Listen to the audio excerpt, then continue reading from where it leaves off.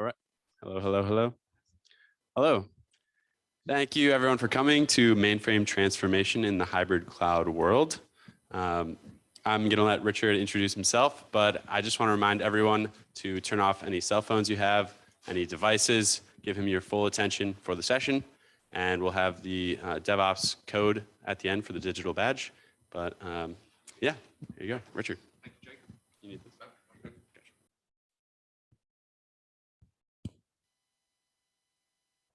Yeah, we're good? Yes, okay. Good afternoon, and thanks for coming to the session. As Jacob said, my name is Richard Baird, and I'm the VP and CTO for anything to do with Mainframe in Kyndryl. As this is Kyndryl's first outing at Share, I'm just going to take a couple of slides and explain to you all who we are, just so that you've got an idea. Historically, you would have known us as IBM Global Technology Services. So GTS was spun out from IBM in November of last year as a wholly independent company. So we're just over 4 months old now. But so this is who Kyndryl is. The name is made up of two halves: Kin, as in the kin and the relationship that we have with our customers, and Drill, as in tendril, for the growth that we hope we'll drive with the customers that we work with. So that's where the name comes from. We are a $20 billion spin out, so small outfit, about 90,000 practitioners that we have, of which about 8,500 of those are dedicated in the mainframe space.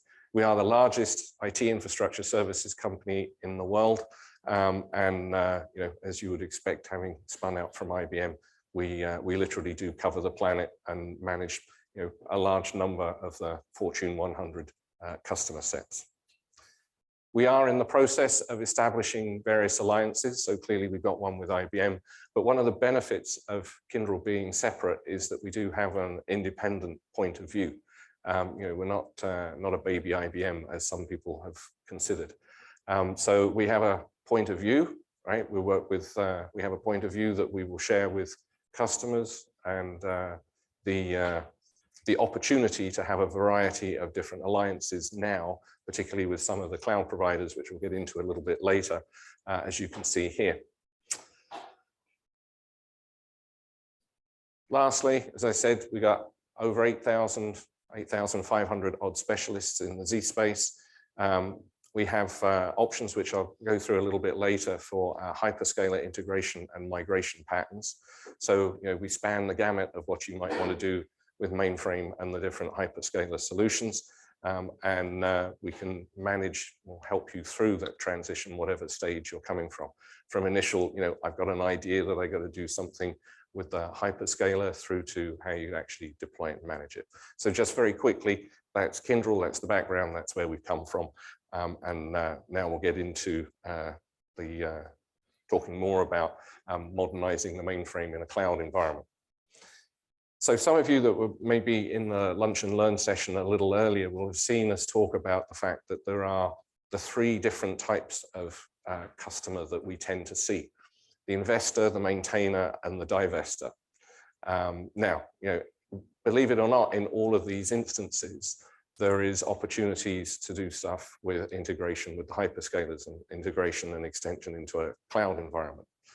However, in all of these, there are some common themes and goals that we see on a worldwide basis. Doesn't matter which industry, which part of the world you're coming from, there are a common set of challenges and opportunities that you have to deal with. When making the decision of integrating with a hyperscaler or moving workload to a hyperscaler, the choices to do that come from within the business, come from a variety of business. Sometimes, and I heard it in another session, somebody in the C-suite will stand up and say, we're going to be on the cloud. Okay, but what does that actually mean? Through to business decisions, new business applications that either need to run on the cloud or run in connection with a mainframe environment, through to people turning around and saying we have skill issues on the mainframe and the only solution we have is to move more work to the cloud. All of those apply. Right? All of those questions apply, and you've got to work through them in a consistent and systematic way in order to get to a successful project, depending upon what you're going to do. And at all points, and I'll come back to this at various stages through the pitch here, this isn't just about technology. In fact, the technical pieces around doing this are, I'm not going to say relatively simple, but they are straightforward. The bigger piece is the culture change that you have to go through with the team. And that's not just the older members of the team that may be there, it's the younger members that you're trying to bring in as well. And it's the operational changes that you have to go through. And I would recommend that all of you, if you go down this path, there is a common communications plan that you put in place to regularly communicate and update what you are doing so that the business comes along with you. All of the development teams, all of the infrastructure management teams, if you don't communicate what you're going to do in this expansion growth into hybrid cloud, you're going to be stuck because people will just go. They won't know what you're doing. The other thing to do from a skill standpoint is be prepared to lose a few people along the way. Right? As difficult as it may be, some people won't cope with the culture change or the technology change that you're about to go through.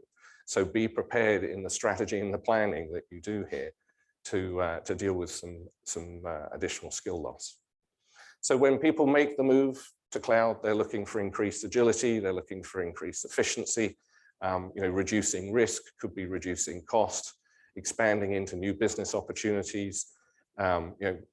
In a lot of instances, the crown jewels for the business are sitting on the mainframe, right? You've all got transactions, you've got oodles of data sitting there, and the businesses are actually looking and wanting to open up those transactions and data to drive new business. Could just be the data they're looking to exploit, could just be the transactions that they look to exploit. But being able to, that's not supposed to happen. Oh, here we go.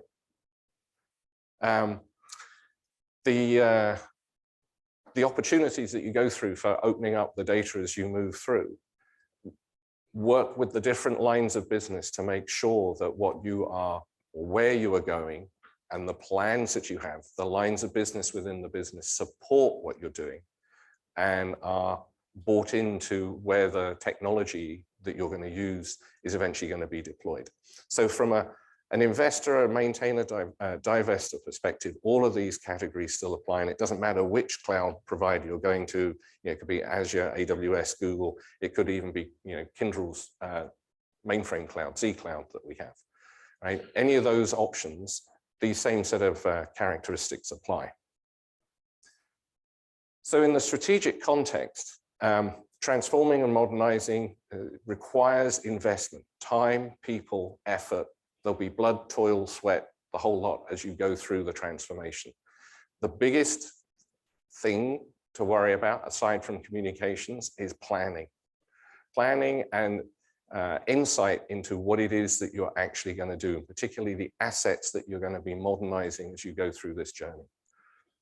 Too many times I've sat down with a customer who has embarked on some form of transformation journey, and they've said, "Oh, all we've just got some COBOL DB2 stuff. We'll move that. We'll modernize it very quickly." And then you get into it and you start to pull the application apart, and you look at the code a little bit and you go, "This COBOL looks suspiciously like assembler." Right? And they go, well, yeah, there's a little bit of assembler in there, but don't worry, and slowly but surely, you find more and more instances where the knowledge and the understanding of what it is you're trying to transform wasn't understood at the beginning of the project. The project gets longer and longer and longer. And we've all seen, in the industry press and what have you, with transformation projects, people moving off.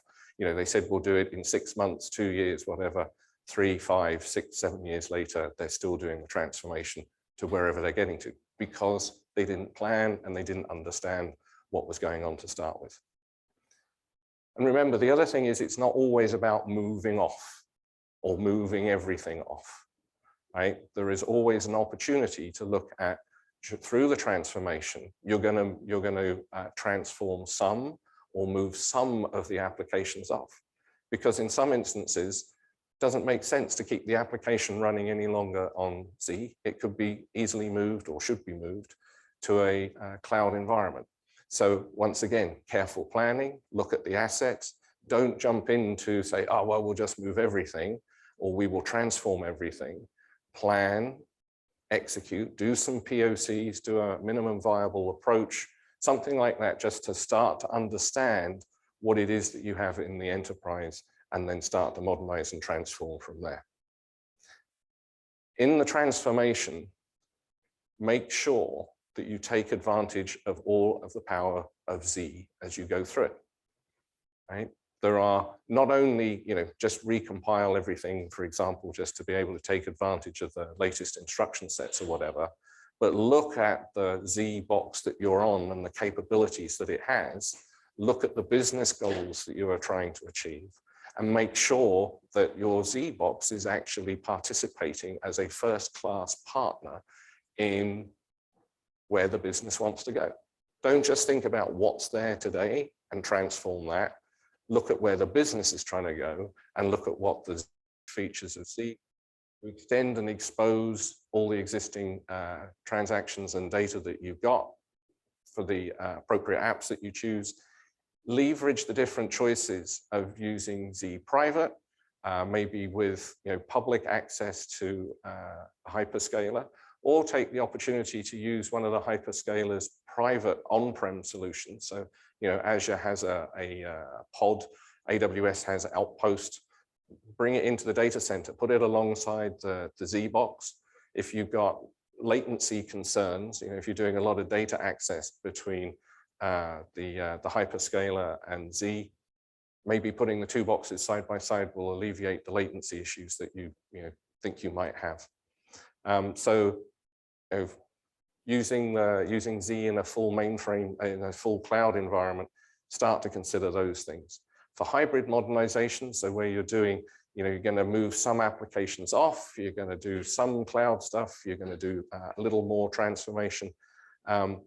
Drive the cloud modernization across the mainframe and distributed systems at the same time, and move the selected workloads appropriately, either on or off Z. Think carefully about workload placement as you go through a hybrid cloud modernization strategy. And also look at it not in terms of where my applications are today. Think about where my applications and data are going to be tomorrow before you actually do before you start to do the moves. And then lastly, a in-place modernization. That could just be a refreshing of the technology. It could be just the hardware, the storage, network, etc. It could be the full stack renovation as well, including all of the software, as we talked a little bit earlier. You may choose to use some of the cloud native features on Z, like ZCX. You could maybe use some of the newer programming languages, etc., etc. And then lastly, optimize the legacy apps as you see fit. Don't do it just for the sake of doing it, right? The assembler code that was in there 25 years ago was probably put in there for good reason. Look at why it's there, decide that it should still be there, and then leave it there, right? It doesn't have to be pulled out just because you're doing a full cloud transformation story. And then across all of these, from a DevOps standpoint, look at the tooling that your developers are using. Now you can use proprietary development environments from IBM, Micro Focus, etc. But there's a wide variety of open source tools out there that can equally be used on a desktop in order to give you the transformation, give your developers the experience that they want. They want the same experience as people who are building for a native cloud environment. And it's all possible, right? There is absolutely no reason why you can't take tools from Microsoft with things like Visual Studio, from IBM, whoever, mix it with open source tools and have a single integrated desktop tool chain running on a Windows or Linux environment. And they are seamlessly building and deploying to Z or to Azure or AWS or wherever, and they don't know about it. All right. Just a very brief example here talks about how you can mix and match here with the different LPAR environments. Most people in here are just running ZOS. Everybody, yeah, I see. Anybody running Z Linux? There's a few running Z Linux here. Clearly you can mix and match in this environment. You can move in the transformation. There's no harm in looking at some of the Unix workloads that you've got and consolidating them on Z Linux, particularly if those applications need access to transactions and data that are running on Z. Right? It's all part of this transformation story that you're going through. Or equally, you can take a whole bunch of Unix workloads and consolidate them on Linux One. It's a Linux environment. Right? Go back to an earlier conversation. DevOps is DevOps is DevOps. Linux is Linux is Linux. Right? There's no harm in looking at how you consolidate and put the different workloads in the different environments. And then the last point I'm going to make on this slide, recovery, DR, mainframes never fail. We all know that in this room, but everybody will have a DR policy, right? I'll guarantee it. As you go through the transformation, DR is just as important as it was yesterday. So think about the DR story that you're going to have. Think about how you're going to test DR, both just for the Z box on its own, but also Z in concert with the hyperscalers. Is the workload's going to be able to be moved around successfully? Will they move cleanly, et cetera, et cetera? So DR story and the ongoing story about data backup and resiliency. Do you have appropriate data stores? Are your retention policies still the same, et cetera?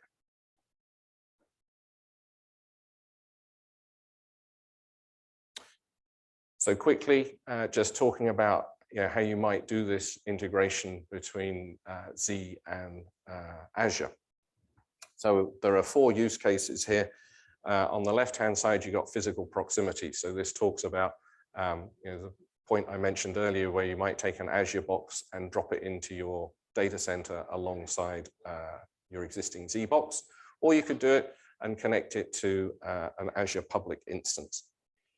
Then you might move into doing some application integration and DevOps. So what we're using here in this example is the Microsoft Host Integration Server. So that's Microsoft's SNA stack, running in an Azure environment, and use that to connect back to Kix IMS, Batch, etc. And then with that integration in place and the application integration in place, you can then start to use the Microsoft and IBM DevOps tools in a single integrated tool chain. Doesn't matter whether it's all stages from planning through to testing and deployment.